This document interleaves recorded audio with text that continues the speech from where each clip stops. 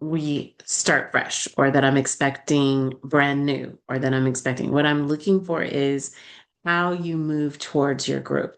Do you know how to move through the group sessions? Do you know how to build upon that group session?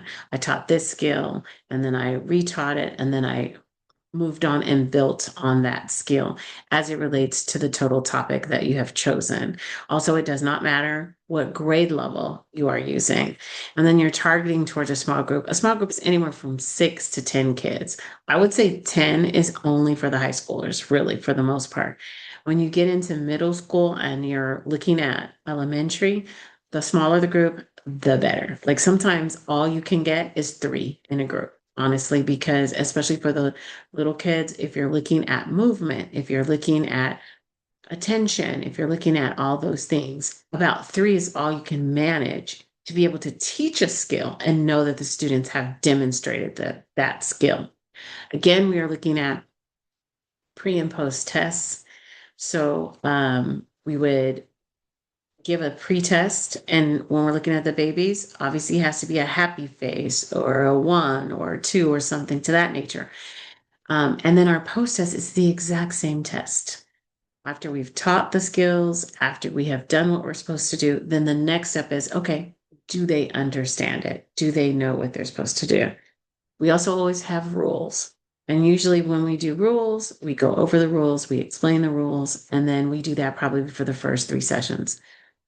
Whenever we're doing small group, we always have them for anywhere from 6 to 8 sessions. I say 6 to 8 because that's realistic. Now, you can always carry it out to 10, 12 if you need to, maybe even 15. But short-term therapy, short-term counseling is always anywhere from 6 to 15 sessions. Okay. Realistically, in a school with all the other responsibilities that we have as a school counselor, you always want to make sure that you're not canceling your groups, because when you cancel the groups, everyone gets upset with you.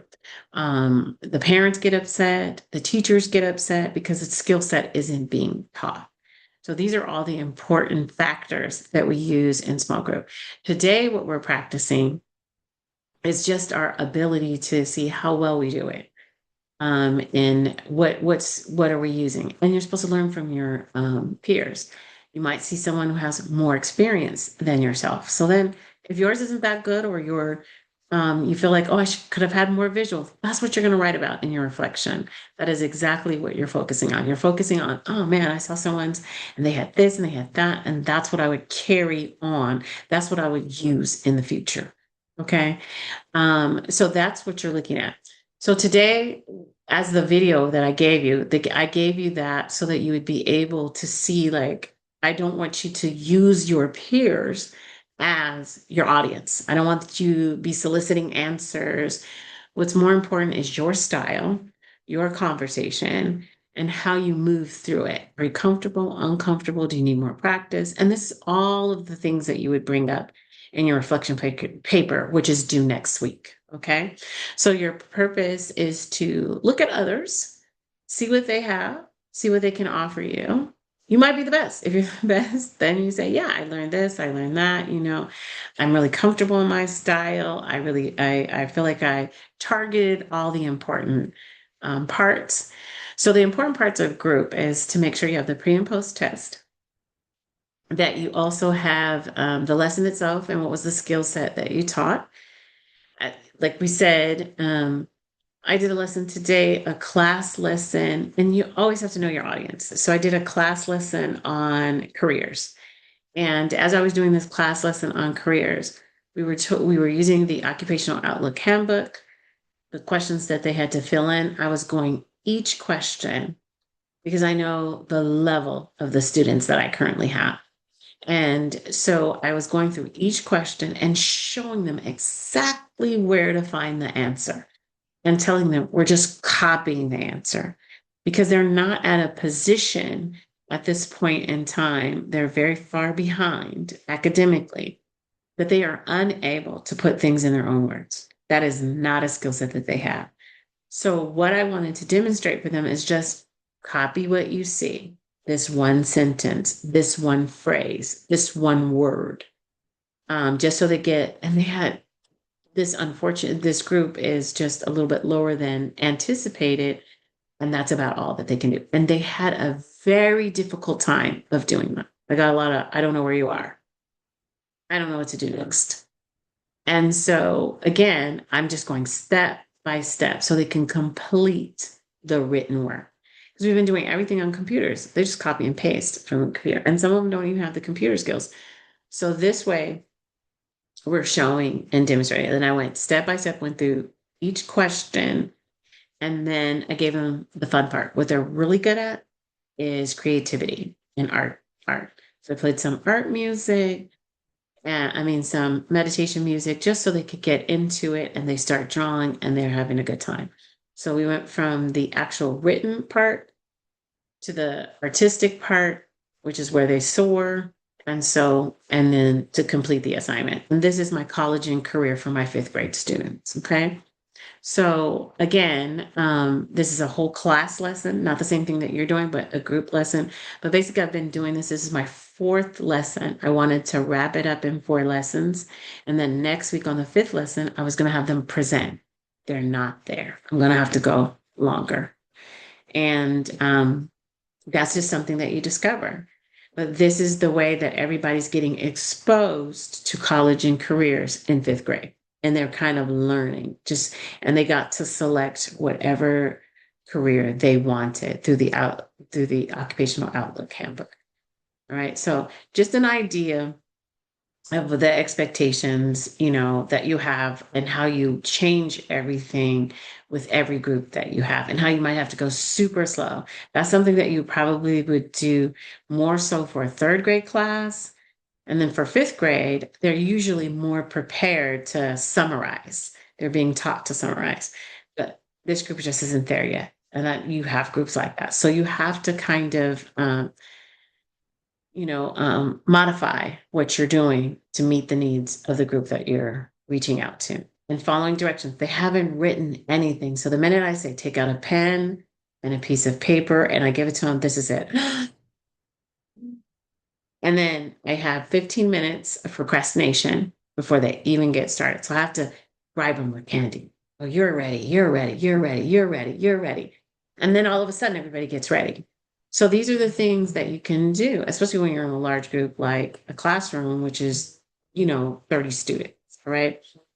So today what you're practicing in your small group is your skill set. Like, what do you do when you have those questions? Your response. Like I would say, okay, the students didn't seem capable of being able to copy. I had to go step by step so they could fill out the form, which is usually independently, you would just kind of walk around, show them that all the answers are here. But if they're not capable, how are you going to modify it? How are you going to make it so that everyone can complete the assignment? And likewise in your small groups. And so you're looking at how many skill sets you're going to teach. That depends. Because if you've got an advanced group, but they might be able to handle 2 or 3 skills. But if you don't have an advanced group and they're really immature, you might need to just teach one at a time, and then review the one that you did last time, and then teach the other one again, and then review the last one. And so you're just going back and forth from the 2 skill sets just to remind them of what they need to do. All right. So let's see, we have 13 people. I'm going to make groups for us right now, breakout rooms.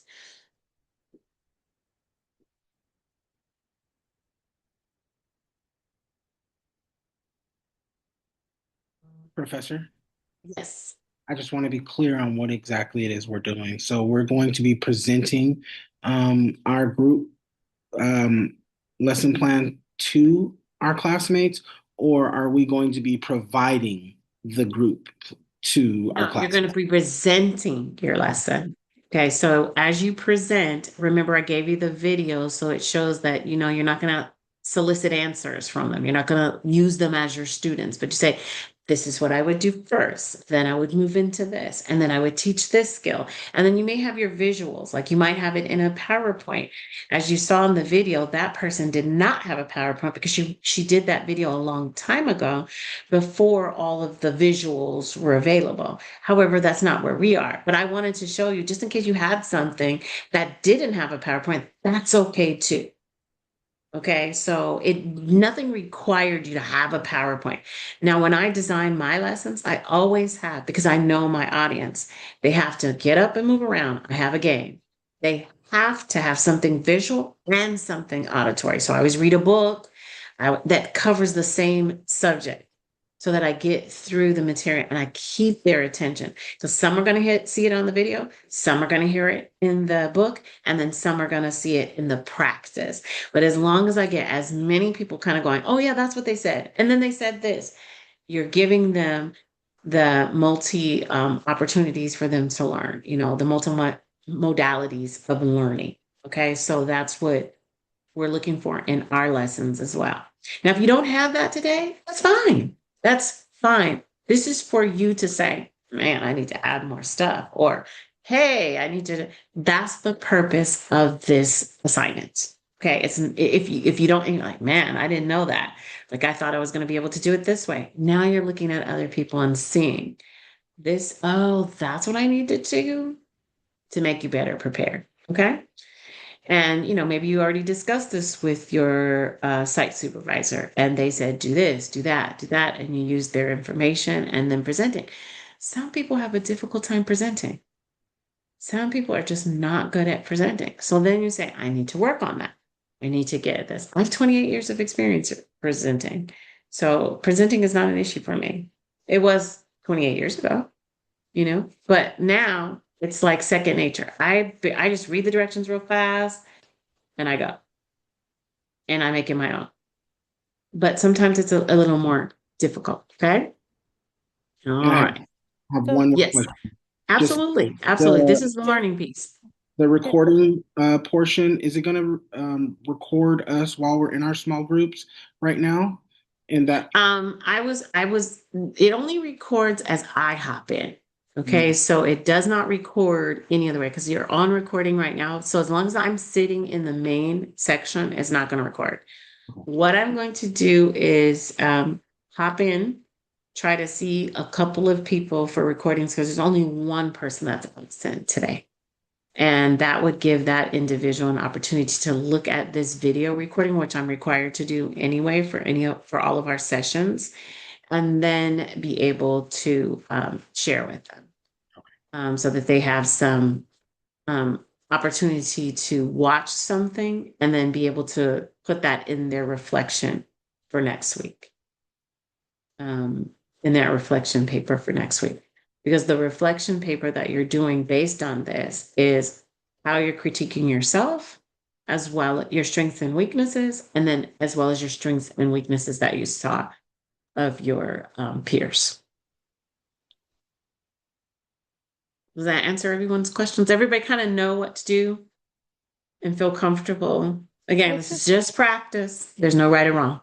I have a quick question. So, do we pretend we are presenting, or can we say like, "Oh, this is what we would do"? Like, Absolutely. That's it exactly doesn't what you would matter. say. That's what, yeah. Remember how she was just showing in the video? She was Hmm. like, so then next I would say this, and next I would say that, or I would give out the paper. I would review the rules, and I would say, Okay. and I would give an example. And then if I didn't get the answer, I would give the answer. Those are the things you want to practice with yourself so that when you're doing your session, it becomes natural for you. The more you practice it, the more natural it becomes. Okay. Thank Okay. you. So we have one room that has 5 people. Everybody else has 4. We have plenty of time. There's no rushing, but you don't have to go into extreme detail either, because what you're doing is saying, this is what I would say next. And then if a student gave me an answer, or if they didn't know the answer, this is how I would resolve it.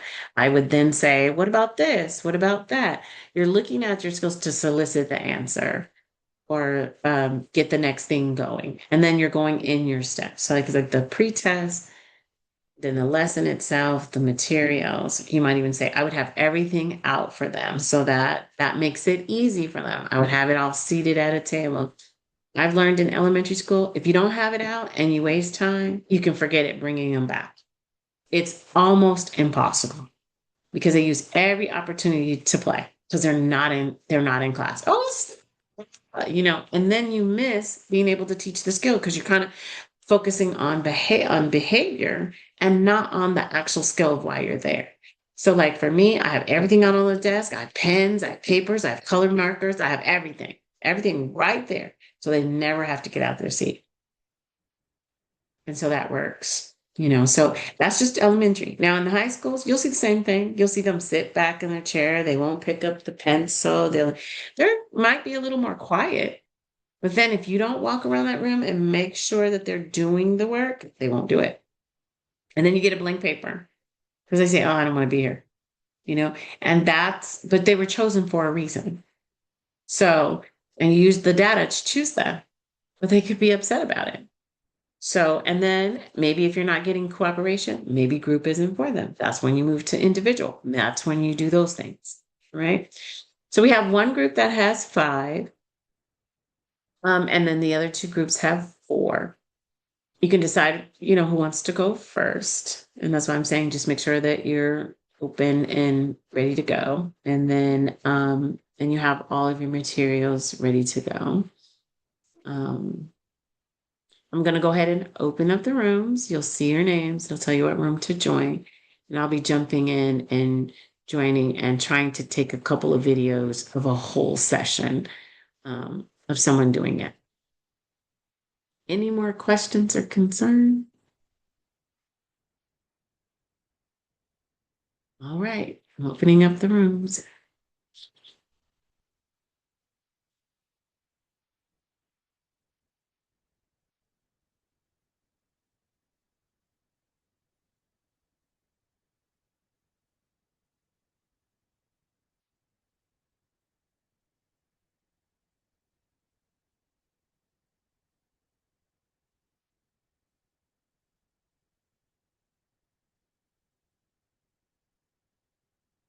Oh,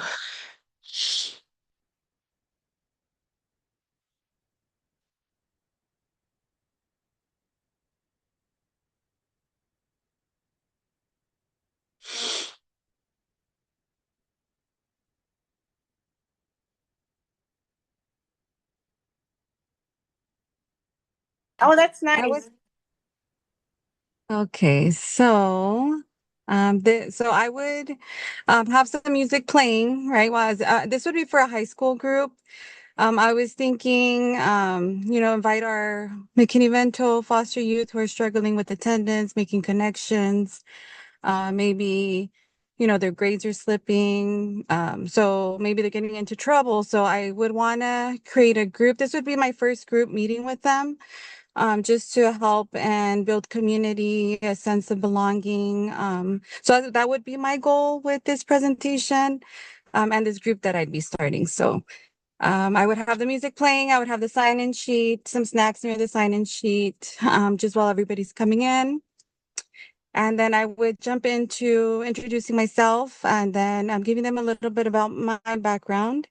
I do hope to stay in San Bernardino School District, so I would want to build this connection with them. That way they can see, I could relate to them. We have things in common. So I would let them know what schools I went to, and how I continued at San Bernardino Valley College, Cal State San Bernardino.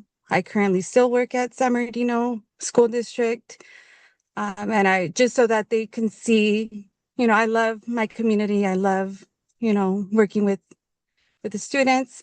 So just tell them a little bit about myself, and also I would jump into letting them know what the group is about. I didn't have time to add too many, graphics or anything like that, but I would definitely want to work on that. But I would basically let them know that this is a group to add an additional layer of support and to provide resources that can help them be successful in school and beyond. So I would just let them know, being in high school, as hard as it is, and, how I understand how things go on outside of the school. So I just want them to know that this is a safe place for them to be able to get resources and support whenever they needed it. I would go over the agenda. That way they kind of know what to expect. Go into just letting them know for the future meetings. Come in, the sign-in sheet will be there. There'll be snacks. And I also let them know that we'll be establishing the group norms. We will do a couple getting to know you activities and how we will end every group with the checkout ticket. So I would start off with saying, these are our initial group norms, how we can build upon them as we go. But the main thing is this is a safe space. What is shared here stays here. Also, make sure everybody agrees to it, although I know it's not guaranteed, but that way they all, acknowledge, that they understand it is a safe space. I will also let them know that this is by invite only. Although I know that they'd want their friends to be a part of it and how it's a little awkward because it might be a lot of new faces. That we have to keep it to our small group just so it stays a safe space and a comfortable space for students to come to.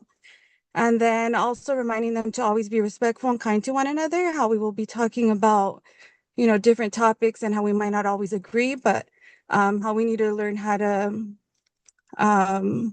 respect other people's decisions and to always be kind. So then I would give them a little bit more information about the goals of the group, how we will, go through various valuable lessons. How I will also take their input during checkout just to see what it is that they need, because at the end of the day, this group is for them and the support for them. So I want to hear what topics they're interested in. I will also try to bring in guests and speakers regarding some topics that they'd want to know about, like maybe healthy relationships, financial literacy classes, maybe bring in someone to talk about FAFSA.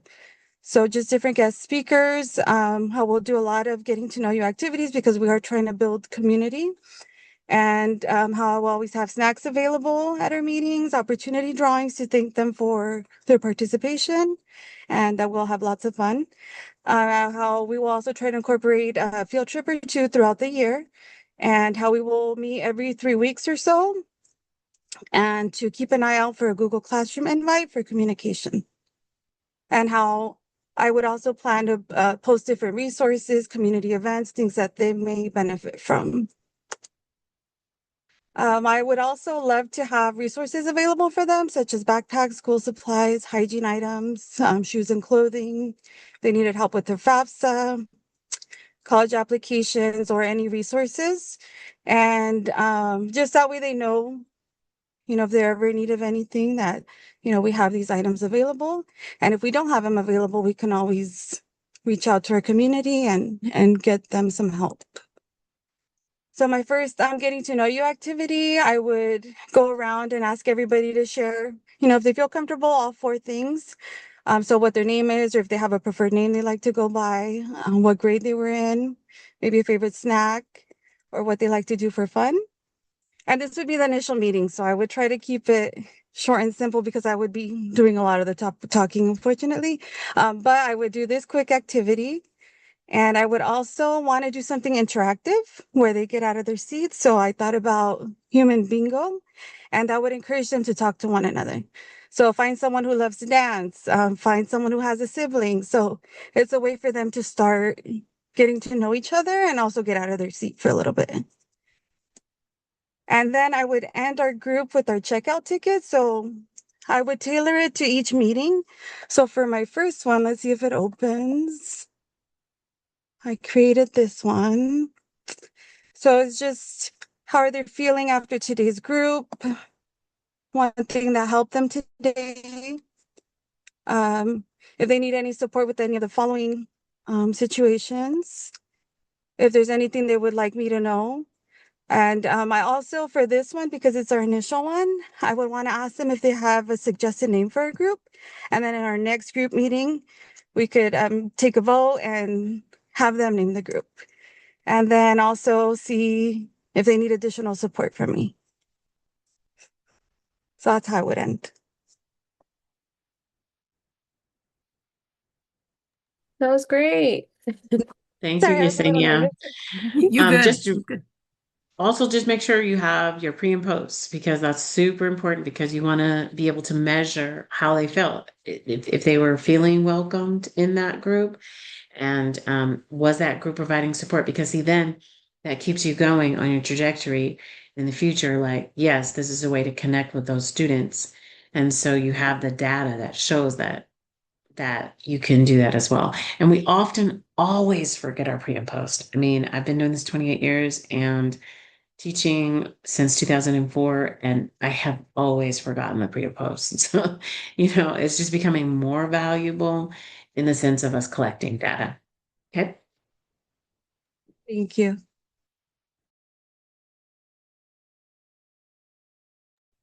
Wendy.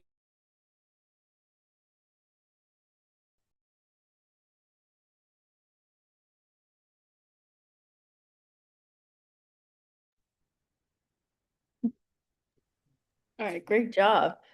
Do you want to go next, Joe? Or can I go? Yeah, it don't matter. You want to rock, paper, scissors, or All right, rock, paper, scissors. Rock, paper, scissors. Rock, paper. Oh, I'll just go. I'll just all go. right. It'll be the longest game of rock, paper, scissors. Okay, so first, what I would do is if this group that I would have it would be geared towards third grade students who have been identified as troublesome, whether they're causing disruptions in the class or on the playground. And so I would gather them up and I'd bring them in. And the first thing I do when I bring them in, I tell them I gotta find my picture.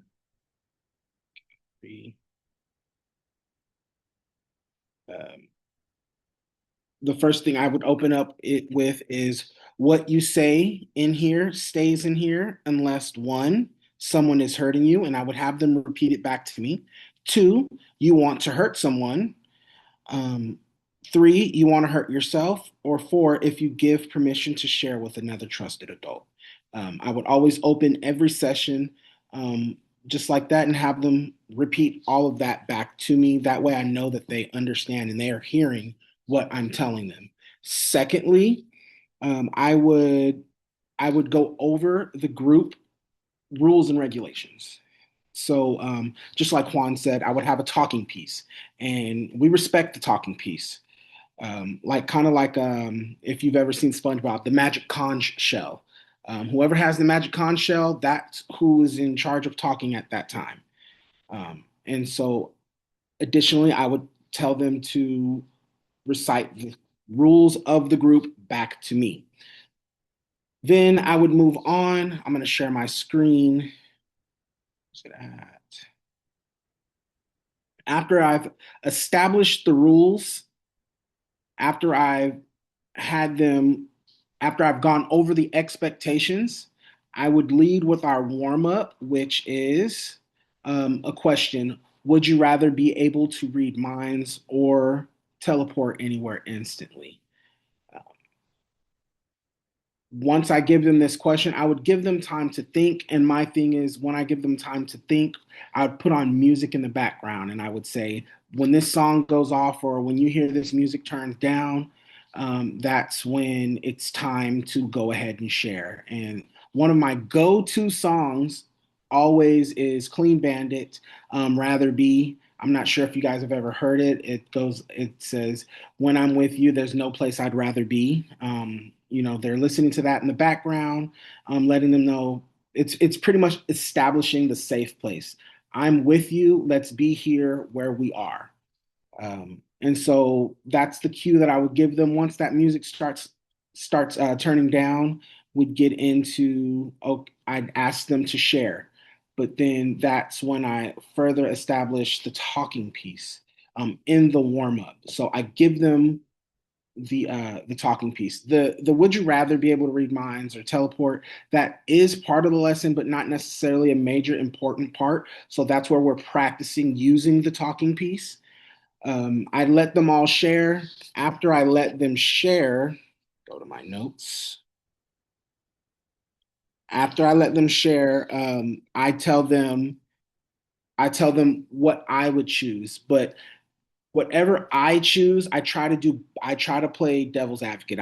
I don't want to show too much favor towards one side or the other side. For instance, I would love to teleport instantly because I could teleport to the beach or to somewhere vacation, but I'd rather be able to read minds so I can understand how other people feel.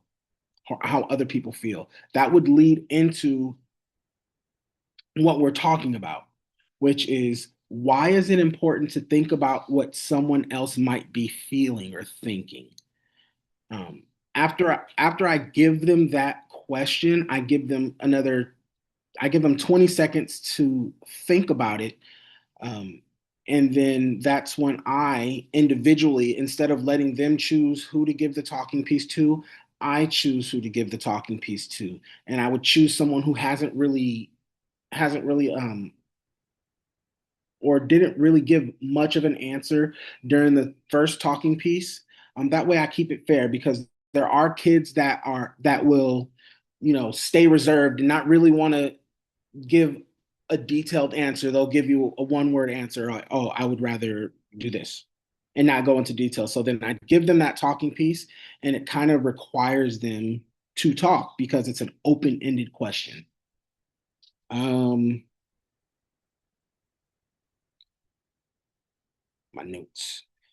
So then I would lead that into how are you guys? So when you guys are doing whatever behaviors that were identified in the whole reason that got them in the group, whether it was the negative play or negative words that they use on the playground, or the getting up and out of your seat in the classroom, not getting permission, walking, whatever it may be, I would ask them, so what is it that you're doing that would make someone else feel either happy or sad? I tell them to give me one and the other, something that they do that makes other people feel happy and something that they do that maybe make other people feel sad. And so after that, we go into looking at it in a different way. And I would just read the slides verbatim, and then I'll always add on my little extra talking piece that's not on the slide. And so then I'd go through the whole thing, the whole slide deck. Um, and then at the end, I would give them the scenarios. Um, After the scenarios, we talk and ask them why they feel one way or why they may feel the other way, why it's important to understand how people feel. And then my exit ticket would be checking back in with them, would be tell me something about what you learned when it comes to other people's feelings. And then I would, for this, since it's a third grade lesson, I would give this same exact lesson the next group, but in a different way, but with the same content because third grader, you'll talk to them about something and you'll spend 45 minutes talking to them about it. And then when you see them again the next day or 2 days later, they have no idea what you're talking about. So giving them the same lesson over, but in a different way, they're more likely to pick up on it and understand. And yeah, that's what I would do. Jarrell, you want to talk a little bit about the curriculum you used? So it's third grade. Uh, this is something that I grabbed from one of the counselors from at the school that I'm currently getting my hours. We actually did this lesson last week, and one of the big pieces that we talked about with this one is uh, be where your feet are. If you're in math class or if it's math time, let's focus on doing math and not, focus on what happened on the playground or what happened at lunch. Be consumed with math. And another thing that I introduced to the group was what did you do good? What did you do that wasn't so good, and how can you fix it? Which went along great with the lesson because we were talking about feelings and Yeah. So I forget the program exactly that she pulled it from, but it is a lesson that I grabbed from the teacher or from the counselor. Perfect. So I like what you said in the sense that it's second step. Second step is our emotional feeling. It's our SEL curriculum that many people are using. It has a tier one, a tier two, and they're adding a tier three to it. So the tier one is what teachers are using, and that should be your SEL component that all teachers are teaching. So most teachers have that digital curriculum. It's from TK all the way to 12th. This is one of the programs that is consistent from PK to 12. So it's great for a district to have. Secondly, when you go to tier two, which is us, which is small group, the teachers have been teaching the whole group in tier one in class lessons. But if there's a group of students, you would use their SEL um, screener in order to determine who needs it for a second step. And then there's other ways that teachers could refer students like, oh, they're still displaying this behavior, they're still displaying that behavior. And so then they might suggest that you start a That's second. exactly how this group of boys got into this group. Exactly. So then you look at the curriculum and there's no order. The digital curriculum is one of the curriculums that most of the districts purchase in order to have, so counselors have something that they don't have to create on their own.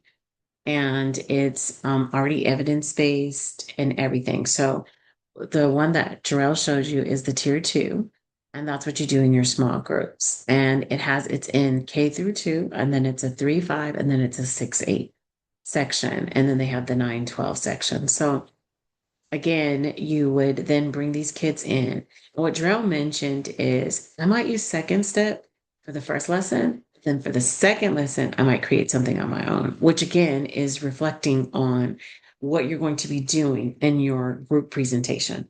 Because your group presentation may not just be the same curriculum. So if he is witnessing through the group that they need more practice on how other people are feeling, then he's going to do another lesson on how people are feeling, to see if we able to gauge when someone doesn't want to be bothered. Are we able to determine in the scenarios, as you can see, you would just model that again, but you would be teaching that skill set, and then you might create that part on your own, or you might read a book next time and say, okay, what happened to the story? What did he do? He kept being bothered, whatever to like Gerald said, just to hone in on that skill. And then you would move on to the next skill. Set like how do we become empathetic, and how do we learn how to show empathy for others? Because that would be the next thing, which is the same thing, but the first one was perspective taking. So how can we see that sometimes we see things one way, but it's not really that way? And then this would build onto, okay, we did perspective taking, empathy, conflict resolution, and now I'm creating my group lessons that I'm going to create for that 6-day group lesson. And this is all on managing behaviors. I can call it whatever I want because I'm touching all these topics. And as I'm touching these topics, these are the skills that need to be reinforced so that they understand it more and they're able to practice it more. And this is what we do in small group. That doesn't mean that they'll practice the skills. And this is where after we send them back, we do like a check-in with the teacher, we give them a survey, and we say, how are they doing? And if the teacher says horribly, it's not working, we pull them back into another small group. They say, oh my God, they've changed a lot and they've matured. They no longer need tier two. Not to say that we're not giving tier one, but they no longer need tier two. Now, in a couple of weeks, if they need tier two, fine, not a problem. But that's the purpose of what we're doing with these group lessons. Okay. Thank you. All right, I will go next.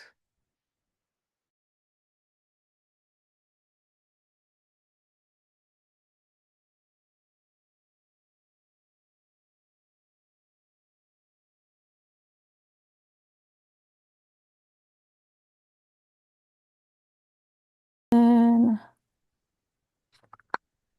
And then once I do the feelings check, then that's when I would go into asking them like what is an impulse if they understand what an impulse is. So I would have them do thumbs up for yes, middle for kind of they've heard that word before, or down if they don't know what an impulse is, and then just go straight into explaining what it is and just share like what that feeling could be like. It's like something fast, like lightning in your brain. And then after I do like an explanation of what impulse is, I would give examples just so they have like an idea of what it looks like, not just the definition, just to ensure that they know like what it is about. And then after I do that, I would have them think about a moment where they think they had an impulse and think just imagine like or remember what that feeling was like. So, and then I would just have this little graphic, maybe like so they can visualize what an impulse is. Maybe embarrassed, frustrated, like they want to yell, really mad, and then just go through that. And then once I shared with them what an impulse is, I would just go off and read scenarios of different um, reactions or impulses. Like if someone spreads a rumor about you, your first impulse is like revenging, like getting revenge, and then asking them like, is that an impulse? How did how would this person feel? Just to know, so they know, correlate the word with the feeling and the action that it connects with. And then after they um after I read the different scenarios, I would just move over to having like a worksheet, like an exit ticket. Oh my bad. I'm sorry. Um, I would just remind them like impulses are not bad. What matters is what you do with them, and then just explain to them how we would go next. Once we meet again next week, I would share or like teach them different strategies or tools to how to control your impulses or what to do in these different types of scenarios. And then my exit ticket, I would do give them a worksheet just with different, like maybe like two scenarios where they can explain if it's an impulse, and then one more like to ask them, like, do they understand what an impulse is? And yeah.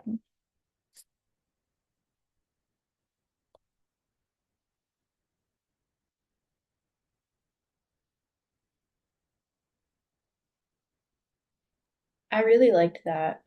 So would you be doing this by yourself, or would you have like other counselors doing it to other classes, or what Um, would you I envision? would I would do this by myself, maybe with students that have stood out, maybe like behavior wise, maybe like frequent visits to, discipline or like standout students like that.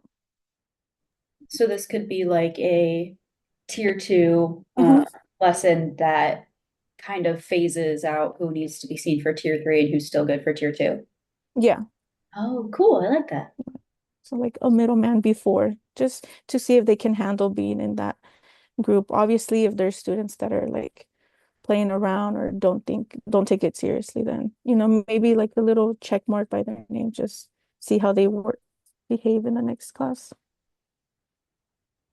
Sorry, what age or grade did you say this was for? I was thinking like either like fifth, sixth grade, like transitioning students going to middle school or like late elementary. Yeah. Do you think if it was a different, because fifth and sixth is kind of younger. Hmm. So let's say if it was like the audience was like a junior in high school or maybe a little older kids, would it be the whole lesson plan be a little bit more different or kind of in a sense? I feel like, yeah, it would be different just because I did like a lot of graphics on this one. I feel like kids like seeing little animations and stuff like that. Maybe with older kids, maybe showing a video or doing like a more physical activity, doing something that gets them up or a little bit more active, maybe. I could see that because I feel like yeah, kids. Because since I currently work with elementary school kids, and I feel like they can get very jittery very fast. Hmm. And then I feel like if you have a cool photo or like if it's more interactive, then they will definitely be more, I guess, or like interested and like more dialed into what the whole, I guess, purpose of the presentation is. Mhm. And then I know you mentioned like multiple lessons. Would all of them be on the same impulse, or like would it go into more detail, or would it switch topics, or? I was thinking maybe like keeping it an impulse and maybe doing like at least three, just like one where they understand what impulse is, and then like the next one could be like strategies, like ways they could handle that feeling or that urge to react right away. And then, just continue and hopefully maybe like seeing a difference in their behavior, connecting with teachers, seeing like a positive feedback.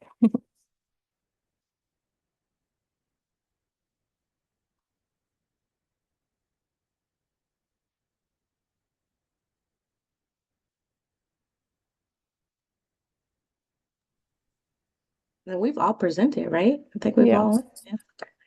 Yes. Okay, great.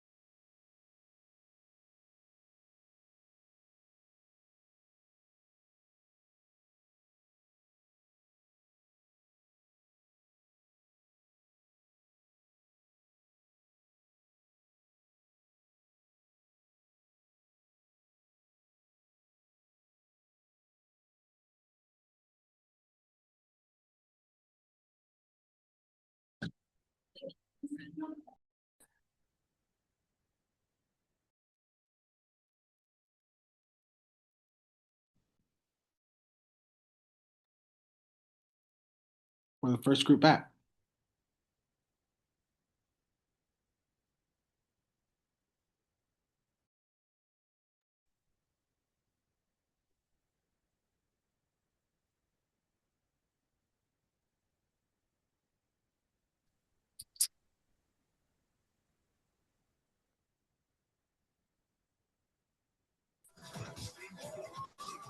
All right, welcome back, everyone. Professor, I think we had the largest group and our last person didn't really get to finish. I'm sorry. Who wanted to finish? Were they in the middle of it? They were Yeah. just starting. All right. Do you mind? Who is the person who was ready to present to the whole group? Who's going to be the brave person? I can present to the whole group if that's fine. Nice. Thank I you for was that. Thank I was out you. of time. All right, let's go.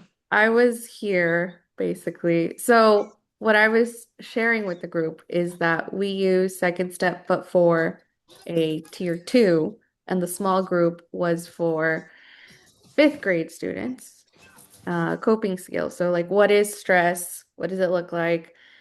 We would jump into the brain builder video, which gets them moving and get out some of that anxiety. Actually, for that, sorry. Welcome, check-in. Then we would review the norms. Then we would jump into the second step lesson. Sorry. So yeah, we would talk about what is stress. This is where I would give them the pre-test on a little sheet. 1, are you a 1? Are you a 2? Are you a 3? Then we would start with our little brain builder activity. We would talk about how we have dealt with situations that cause us to feel strong emotions, how to plan ahead, better ways to deal with them. And this is where I would define what stress is. So, stress is something you might feel when you have more on your mind, more, and you might think you have more to do than you can handle. So, raise your hand if you've ever felt this way. I'm sure we've all felt this way. I feel a little bit this way right now. So, today we're going to talk about situations that can cause stress, how stress can feel in your body, and what you can do to help manage when you do feel stress. We will finish this video. It's about a 5th grade student who is rushing in the morning, trying to get ready for school. After we watch the video, we would talk about what's the situation like, how does James feel, what might happen if he keeps this routine and if nothing changes. And then again, raise your hand if something like this has happened to you. What are situations that can cause us to feel stress? And now we would move into, okay, we're not sharing. This is a quiet moment where you're just going to think about a stressful situation in your own life. Then we would define what stress feels like in our body. So racing heart, knots in the stomach. You might have a red or a heart face, tight muscles.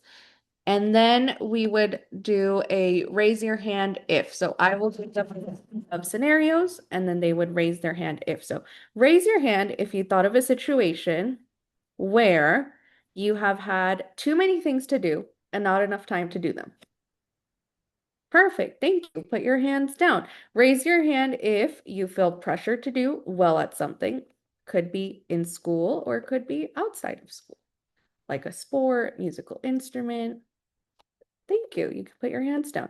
Raise your hand if you felt pressure from friends to do things that you don't want to do or you know that aren't right. And it might not be friends, it might be family members, it might be things outside of school. Yeah, me too. Put your hands down. Thank you. And last but not least, raise your hand if you've thought of a situation where you have to do something but don't know how to deal with it or don't feel like you can do it. Yeah. See how we all raised our hands at least once? This means that we all feel stress. At some point in our life, we're going to feel stress. It's a normal part of life.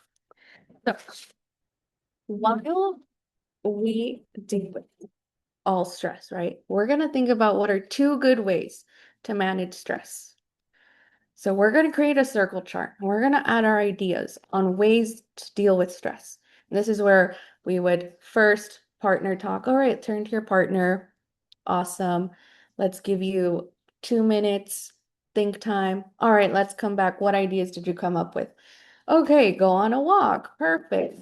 Add to our chart. Go on a walk, etc., etc. Draw, talk to a teacher, talk to a friend, cuddle with my pet. Awesome. These are great ideas. Now, what we're going to do is you're going to get a little note card and you're going to fill in this sentence frame. When I am stressed, I can, and you're going to pick, if you would like, 2 coping strategies from our circle chart. And if you see or if you think of an idea that's not on the circle chart, then yes, of course you can add it to your sentence frame. So then that's more thinking time. And then if time allows and if they want to share, then that's when I would let them share. Okay, great. We've all shared our coping strategy. What I'm going to do is I'm going to print these in like a little fancy worksheet for them so that they can keep in their binder on coping strategies for stress. And so then we would do our post test. All right, we've talked about stress. What do we know about stress now? Are we still feeling a 1? We don't know what it is. 2, you've heard about it, but still, you've heard about it before, but you don't know what it is. Or 3, you know what it is, you know how to deal with it. And yeah, that's it. Excellent, Rosie. Well done. So, Rosie, let me ask you this question.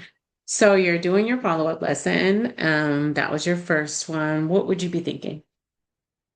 What would be your next lesson that you think you're thinking about coming up with?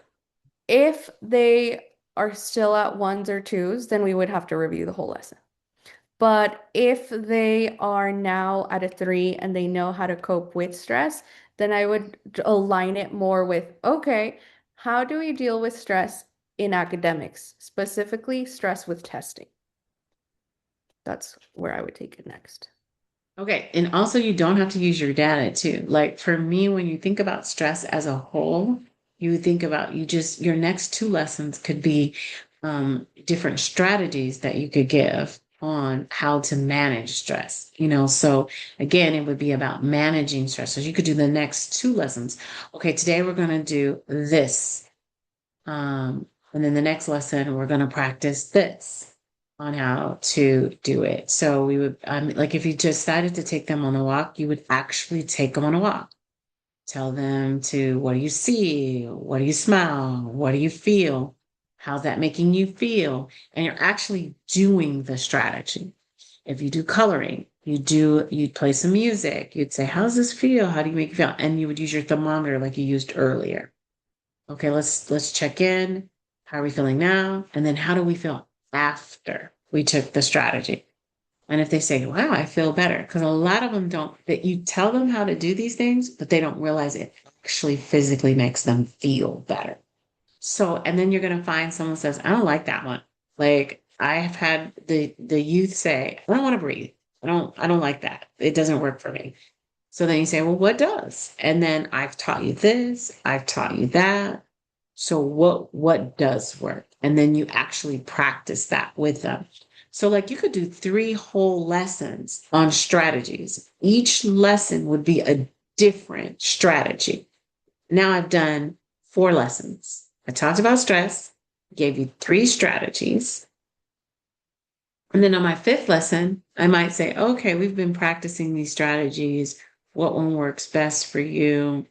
Which one, which one will you be using? And so on and so forth. Now, when we do our lesson, our 5 lessons as a group, that's what I'm going to be expecting. I'm going to be expecting when you pick your theme, whatever the topic is, it could be friendship, it could be conflict resolution, it could be stress, it could be grief, it could be trauma, it could be whatever it is. That's the expectation that we build on the skills like we're teaching something, right? And reteaching is a portion of every lesson. What did we learn last time? All right, how many people like that? All right, how many people like a new strategy today? And then building on that. Again, we're only trying to teach at least one concept. I mean, if we have some advanced kids, perhaps they can take two concepts in one lesson. It's similar to math. Those people that do the one step math, they're great. Then you give them three steps, forget it, they're lost, right? So we are building on when we have multiple strategies or multiple steps, what do we need to do? Okay. And so that's what we're doing with our next one. So now I'm going to put you in groups according to your group lesson. So you guys can meet with your partner, use this class time to start thinking about one. The first thing you need to do, select your topic. Two, what grade level will you be using? Consensus, like, and then three, start dividing up the work. So you want to open up that lesson plan. I mean, not lesson plan. You want to open up that assignment and look at all the things that are required for that assignment and start divvying it up with your partner. So you can begin working on those sections for the remainder of class. Okay. And then that way we're using class time for us to meet so that you know what you're doing. And then when have your free time or when you have the time to, you're doing your part. You should be sharing it through a Google Doc or so that you guys have your formats and it's all shared. So as people are adding in their parts, it's there and it's visible for you and your partner to see. Okay. Any questions about that? Professor, I have a question. I'm Just listening. curiosity. The pre-test and post-test, do they have to be like something physical or can it be like does it have to be a worksheet or an exit ticket or does that make sense? I mean, for the pre and post test, you do want to collect the data, Okay. just in case anybody asks you, like who you Right. worked with. You want to have samples of your Okay. stuff. Now, of course, like if somebody asked you, that's confidential, so you would blank out the name. But sometimes that's where we are with our legal and ethics. They're going to say, "How did you show?" Because just talking to a student isn't Mm-hmm. showing. You want to say, this is the paper they filled out. This is what they did. This is how I used it. This is how I moved forward with it. I mean, unfortunately, we're in this litigious state where people are questioning if our work is working. And so we want to have the documentation that Mm-hmm. our work is working. So if we came across something and someone said, well, she doesn't get the skill. Well, this is what I did. This is what I worked with. This was the strategy. And it's very simplistic. So you want to show that you're giving the practices and then, oh, okay, she answered this. So I went back over it. I did this, I did that, just to show that you're working with the student and how you're working with the student, right? That you're teaching Right. them. And then that's what you're showing. So that's the reason for collecting Like something, a yeah. picture, a photo, an Okay. anything. Now everything is not, you're not sharing everything with everyone because this is all confidential, obviously, right? Anyone 12 and over, you cannot share. Anyone under 12, they might subpoena it. Okay. So that's what you're looking at, right? So you want to be able to say, yeah, I taught this, and this is what I showed, and they were in my group. You don't want to just say, oh, yeah, they were in my group, and I met with the group 6 times. You want to have dates, times, was the person present, not present? Maybe absenteeism is the reason why they haven't honed in on the skill. Okay, so that's again, like I had group, the mother signed the consent form. I tried to meet with her outside. She was absent all these times. So no, she wasn't getting the skill sets. He or she wasn't. And then something unfortunate happened. So these are all the things we want to collect. Our files are becoming more and more important, and showing proof of that they did the work is becoming more and more important. Okay. And then, when it's not super, we're just saying, oh, we're managing emotions. I taught this, I taught that. That's not as confidential as information being stated about, I have a hard time managing my emotions because my parents are smoking and drinking every day and at home, and Yeah, now we're having a different conversation. Now, yeah, we're not sharing that. We're taking our notes and then we're doing our next step. Because if she's in a house where there's a lot of smoking and drinking and she can't think or we need to do something else there, right? So that's a different conversation. But we're trying to share, trying to show how the student is, how the skills that you're teaching is working. Just like language arts, just like math, just like science, same thing. We're showing that we're teaching these social emotional skills and they're showing us that they can do it by these things that we're giving them, okay, in their own handwriting, and you want to give them multiple ways. Like I've said to you, many students can't write if they have an IEP. I have a student that his IEP is simply for writing. He refuses to write, but everything else is pretty okay. So every time I hand out a paper, it doesn't come out right. He wants to do talk to text because that's in it. So, and all my sheets that I give him aren't really talk to text. So I have to remember that when he comes in and I have to say, okay, let me help you when I get there for his tier one lessons with everyone else, right? All right, let me put you in your group. So the goal of this next breakout group is just to decide on a topic,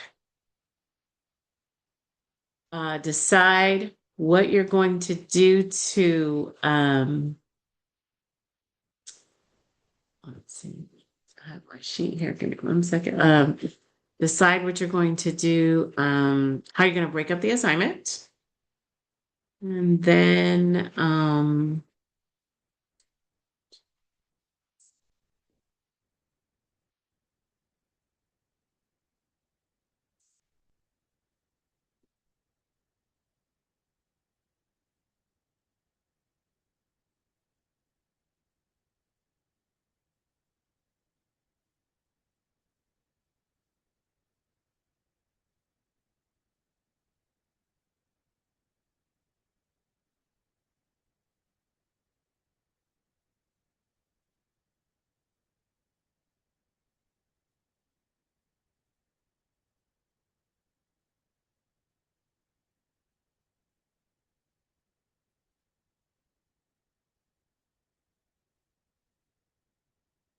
Wendy, are you on the iPhone?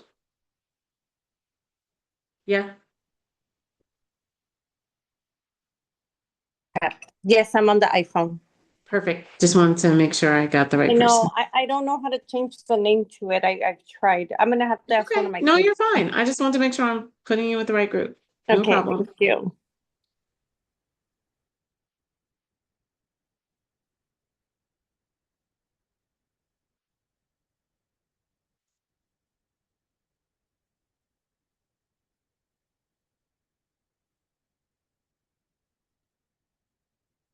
All right, I'm opening up your rooms and you guys are set to go.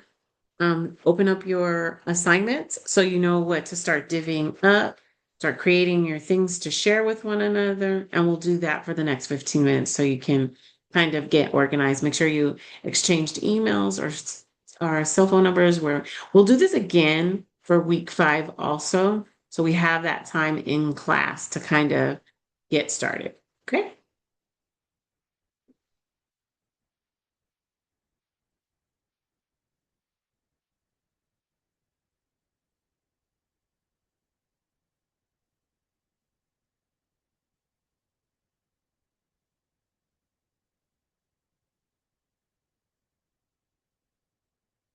Can you see how to join, Whitney? Wendy? Mine says host, please wait to be assigned. I know. I'm gonna talk to you about it. I just wanted to. Your partner is Destiny, who is not here today. So I wanted you to reach out to her via, and she said that she wasn't able to attend class today because she had a sore throat and she wasn't able to speak. So I wanted to make sure that you kind of use this time yourself. You can log off at this time because everybody's pretty much, I'm going to send a broadcast to everybody and let them know that they can log off when they're done with the class at 7:30. So for you, I'd like you just to compose an email letting her know, maybe even start a Google Doc so you can get started. Send her your cell phone number or things like that so that she can have it saying that we began. I put this in the announcements that we would be working on this, and it was important for everybody to be here so that we could have that. And yeah, just kind of start seeing what you would like to divide up and maybe making some suggestions in there of themes or topics that you'd be interested in.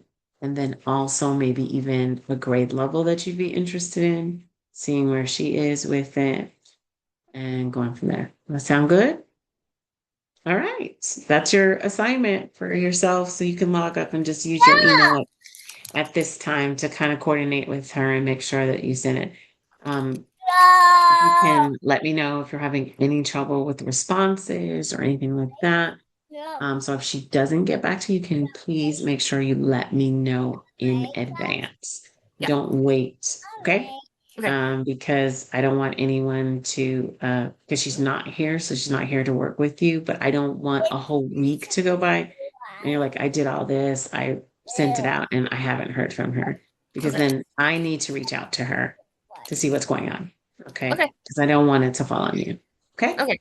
Thank And you. then if things don't work out, then I might have to move you to another group. Okay. Thank you. Thank you. Okay. Bye. Bye.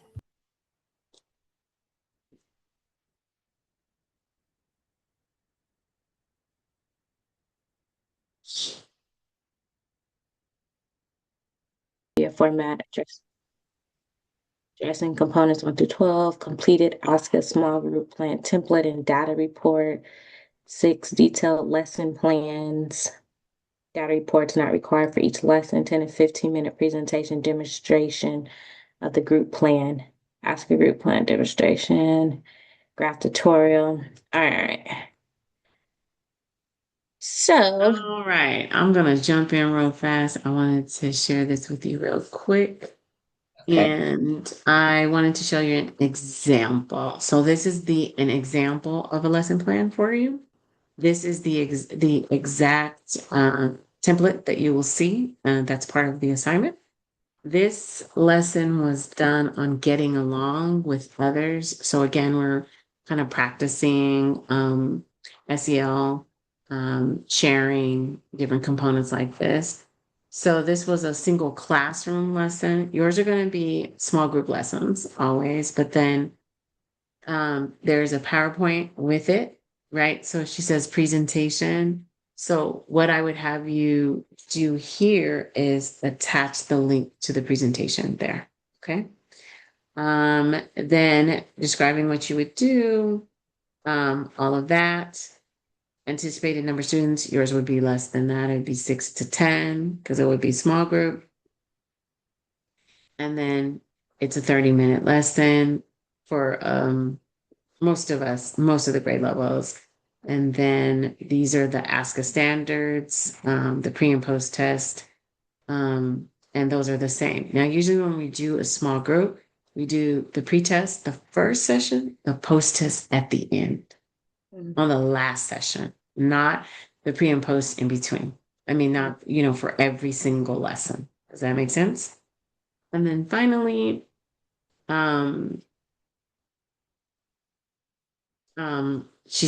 she talked about the discipline, and then here's the PowerPoint going on here. Can you still see it? Something else went wrong. Touch something. Okay. And then there's the PowerPoint. So again, she could put a link or she put it at the bottom, saying nice things, blah blah blah. And that is all. Now the parts. This is my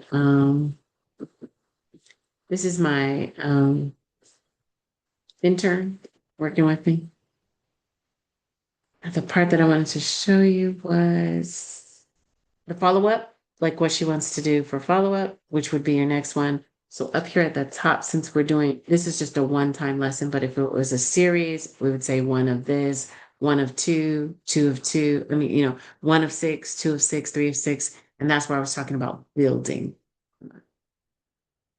Just an idea of what's going on. So this is getting along with others. So this could be anything like managing emotions. You know, we can make it a bigger topic. And then this could be one of the things that we're going to cover in the bigger topic of conflict resolution, right? Okay. Perfect. Okay, so we're coming up with the lesson plan and then the PowerPoint and then having it have all the components that were on the rubric. Is that? And remember what I said, it's not about like this person actually created their own, they're a little more fancy, but again, we saw second step lessons today. We saw other things that people did. Using something that already exists is okay. Okay. Whatever the Okay. topic is. Okay. This person just is a little more creative, put this all together and whatnot. But again, taking something that's someone has already done is totally fine. Okay. All right. All right. Just to clarify real quick, we are making 6 of these because it's a That was 5. What does the lesson plan say? I mean, what does the assignment say? Isn't it 6? 6 sessions. So we Oh, need 6. 6. Okay, So 6 sessions. 6 of That's what I these said. The lessons. common thing is 6 to I keep getting that wrong. So 6. Yes, you're gonna do Okay. 6. So it should be 1 of 6, 2 of 6, 3 of 6, 4 of 6, 5 of 6, and it should go So we're doing sequentially. Like 6 what? lesson plans. Like And then full you're using this ASCA, and so there's one other section at the bottom. I don't think it's here. Let me see. Yeah, see that data the outcome section right there. She filled it in because she actually did it. But you will not fill that outcome section because you won't do it. She actually did this lesson. So, and we're collecting data for RAMP and for a bunch of other things. So that's the part that you will not fill out. Okay. On all 6 of the lessons. Okay. Got it? All right.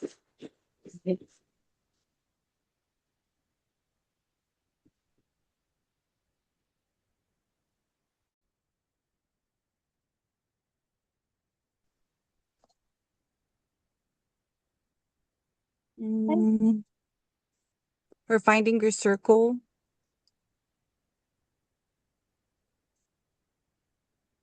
Let's see. Did you hear one you liked? I like the connection project or the one that you said about the lab. I feel like those are both catchy. Yeah, I like that the connection project. I think that one's pretty cool. Cool. And then I'm gonna put mine here.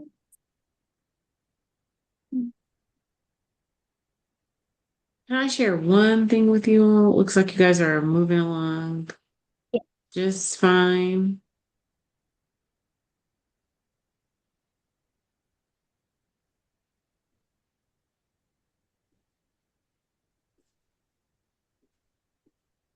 So this is the actual lesson plan that you'll be using. And this is the ASCA lesson plan.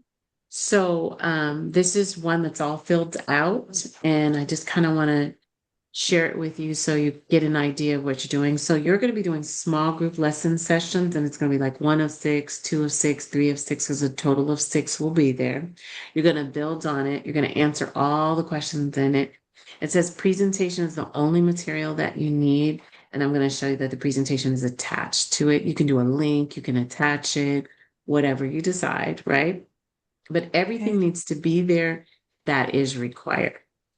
And you're going to do the standards, you're going to do the data collection. The only section that you will not do as listed in the assignment is the outcome data.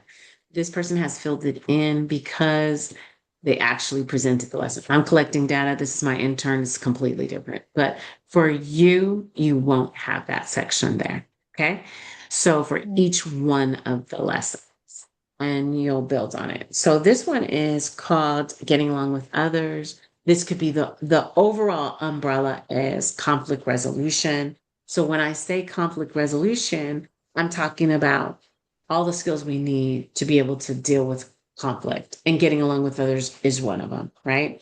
And so this could be number 3 of 6. It could be number 1 of 6. I don't, it just depends. So I just kind of wanted to give you something that you can see of where you're working towards and how many you will have. Okay. And we were talking about building like healthy relationships. Do you think that'd be a good topic where we could extend it to 6 sessions? Absolutely. I mean, building healthy Okay. relationships. So you would just talk about what's a friendship? What's more than a friendship? Because you guys are talking high school. And then how do we know if it's a good one? And then there's a lot of stuff out there on that. And then what do we do Okay. when we're not in a good one? I'm already on lesson 4. You see what I'm saying? I just Okay. 1, 2, 3, 4, real quick. And then when it's not a good relationship, what are the strategies? Who's our safe person? Where do we go when someone is violating us? Those are the things that you would build on. You got 6 real fast. Okay. Okay. Thank And you. so basically in that series, you're talking about healthy relationships, right? So friendship to romantic to healthy. I mean, and what happens when it goes wrong? How do I know it's not a good relationship? What are the signs? I did one of them where I had scenarios and they had to put was it red light, yellow light, or green light?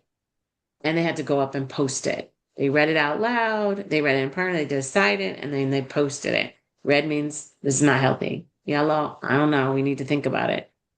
Um, uh, Green, it's healthy.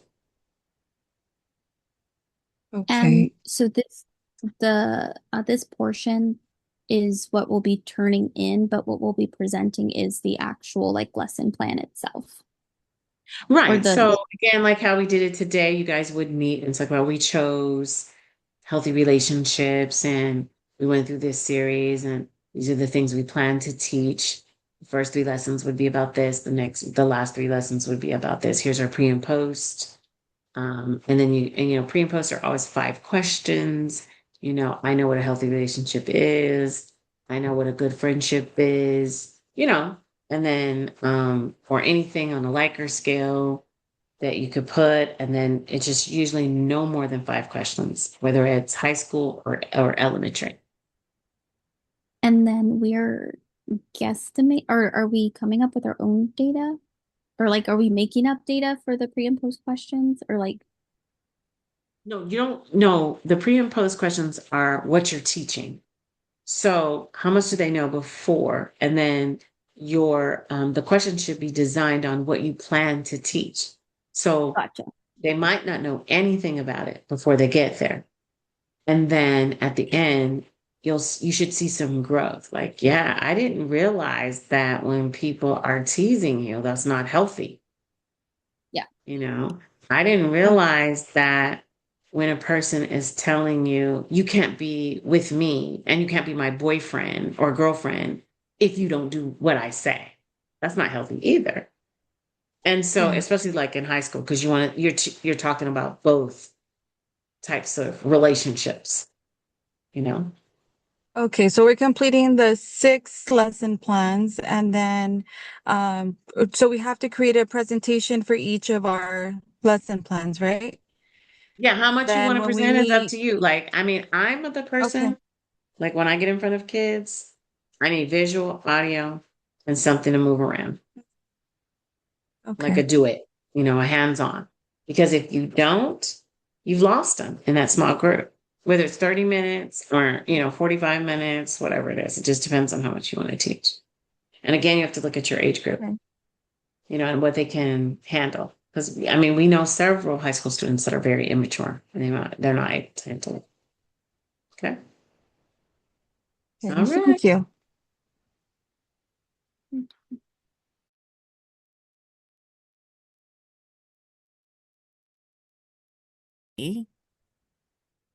Like she said, if like the stuff doesn't need to be stuff that we are creating, but we need to put it in an assignment and then basically list it. Okay. Okay, so Okay, can you I should share have, something? Can I Yes. share something with you, Oh, yes.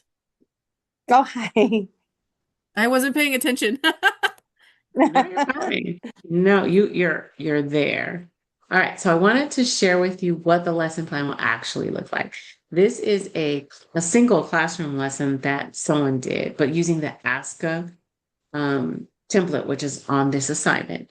Yours, Mhm. you will be checking off the small group session lesson, and you're going to be doing 1 of 6. Okay. Or, I mean, you'll be doing 6 of 6 total, right? Mhm. And then you're going to answer all these questions, of course, the targeted, audience, whatever you decide, whatever age group, and then the ask a mindset. The materials, all you need for this particular lesson is just the presentation, which you'll see is attached. Whether you do a link or you do an attachment like this person did, and then talking about to the class the importance of saying nice things. And then look, there's a story there. And the story there should be a link there for the story as well. All materials need to be right there. And then this is the part that you will not fill out. This outcome data plan, even though it's filled out here, you're not going to fill it out because you haven't delivered the lesson. Unlike this person who actually delivered the lesson, and I'm collecting data and it's important to me. So the person had to that information. Okay. Here's the PowerPoint. And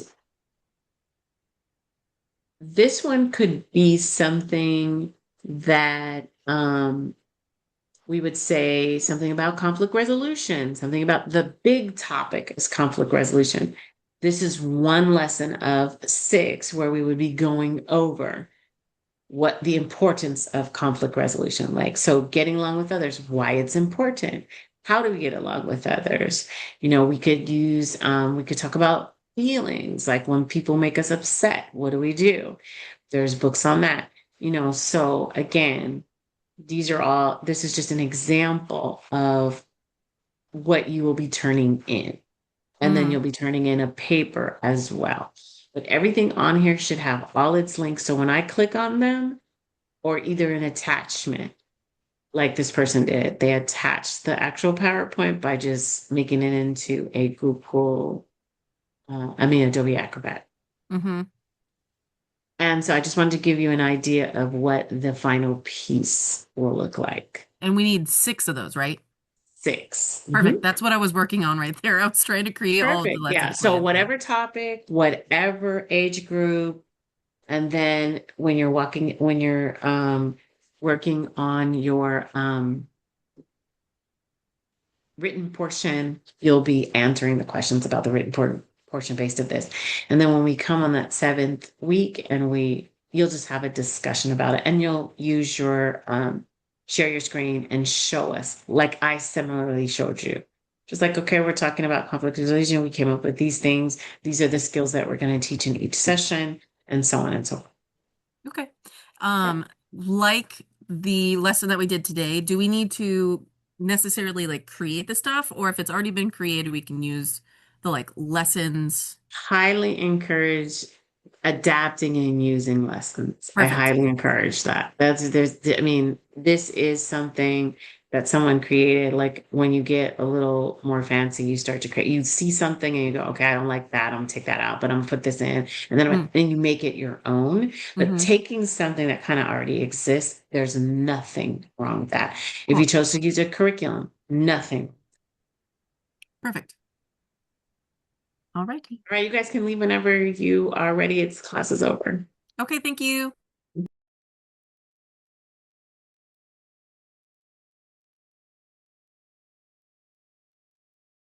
Want to do?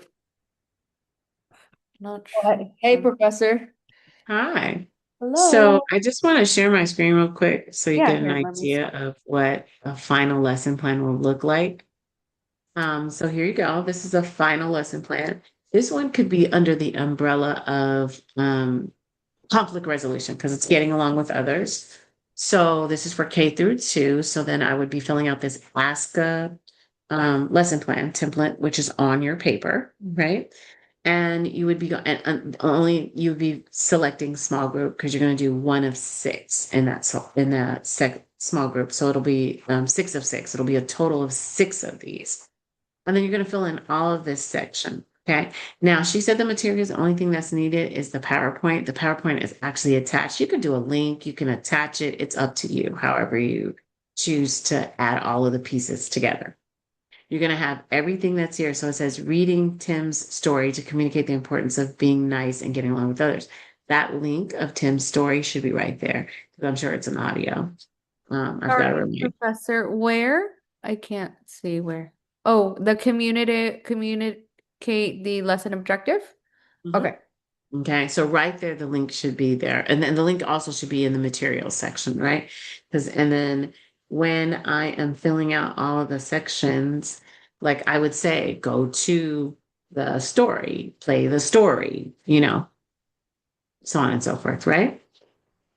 Then when I get down here to the data collection, these are important parts. The only part that you will not fill out on each lesson plan is the outcome data. As you can see on this one, it is there. And the reason why it's there is because she actually presented the lesson. So it's different because I'm collecting data and I need that data.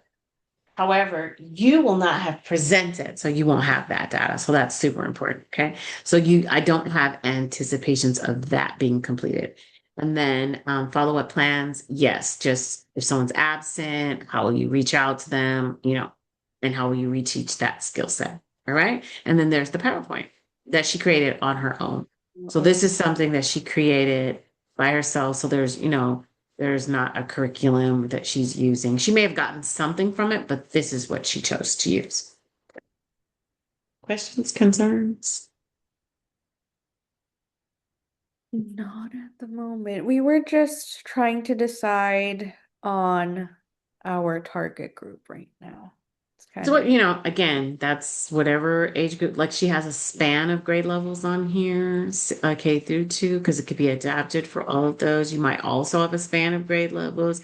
Again, it could be any topic as you want. If you're looking at high school, a lot of the common topics are academics, academic planning, things like that. If you're looking at high school, also healthy relationships, whatever you think is topic of the group that you've been working with or practicing with, or heard about, and you would create it. You do not need to create everything on your own. You can use materials from other places, other curriculums. There's tons of curriculums out there that you can just copy and paste. Like I have a lot of new curriculums with books and all kinds of great stuff. But this is the day and age where it's digital. So I take that stuff and I put it in a PowerPoint. And I'm doing the same thing. I'm borrowing from that because if I hand them a pen and paper, they're not going to do it. I got to make it jazzy. Teachers pay teachers. That's my friend. I go in there, I use things. Sometimes I don't like this, what they're teaching, but a lot of times I like the concept. It gets me started. Sometimes their PowerPoints are already done. So then I just kind of modify it, take that slide out, put this one in, do this, do that, whatever I'm doing. And all of that is perfectly okay.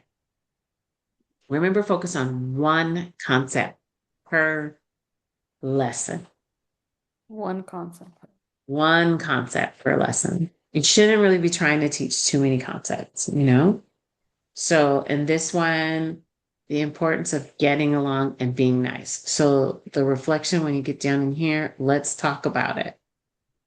Why did he have time at the school? I mean, these are the questions. We're soliciting answers, conclusion. Even in here, I probably would have put another slide and said, let's practice. And I would have said, okay, this is happening, that's happening. Let's do it. Sometimes I give them role plays. My kids are real actors these days. But for years, I didn't have anybody who would even get in front of the class. So you got to look at your audience. What are they willing to do? I noticed that they have much more fun when it's a game. Sometimes I make a game about it, and they enjoy that as well. So the number of slides aren't important. I mean, probably less is better, and no more than six, really. And a lot of and practice and giving them time to just be themselves and then, go from there. Your pre and post, your pre-test will go the first day when you're introducing them. Your post is the sixth lesson. Oh, so Unlike it's not. unlike how we practice today. We practice when you're doing a series, you want to teach the skills, and your 5 questions should be about what you're planning to teach. And then the post test is you give them the exact same thing. Okay, do you know what it is now? Do you know how to do it? Do you know, so do you know what a conflict is? Do you know what bullying is? Do you know what the difference between the two? Do you know how to solve a conflict? And they write those yes, no, yes, no. And then, what are some strategies? And that's what you do. Okay. Okay. Yeah. All right, guys, you guys can log off whenever you're ready. Okay. Thank you. You're welcome. So